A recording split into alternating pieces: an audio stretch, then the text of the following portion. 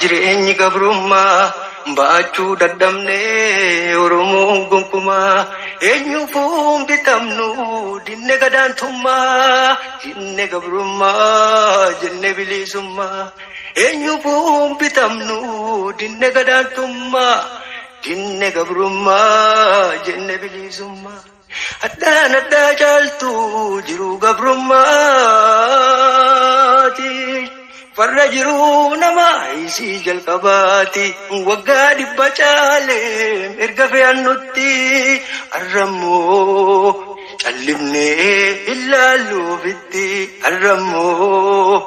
callifnee ilaaluufitti garbaa fi gabbaarii naftanyaafis taane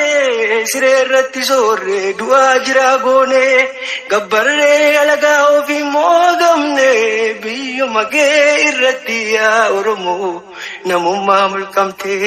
biyyuma kee irratti yaa saba koo eenyummaa mulqamte uumaan keenya tokko isaanis namuma gargaarsa Awurooppaatiin nurra shooma normaa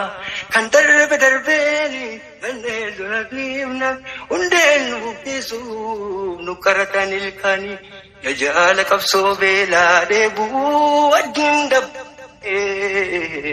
kan gaafa muddamaa waliin lollee diina gaggabsiine ayyaanni jaallummaa duumessaa'ee aroobu nurratti imalli qabsoo keenyaas haa ta'uu gara fuulduraatti jajaala qabsoo beelaa dheebuu wajjin dabarsiine kan gaafa muddamaa waliin lollee diina gaggabsiine ayyaanni jaallummaa duumessaa'ee aroobu nurratti imalli qabsoo keenyaas haa ta'uu gara fuulduraatti. Galatooma ulfaadhaa galatooma fayyaa ta'a.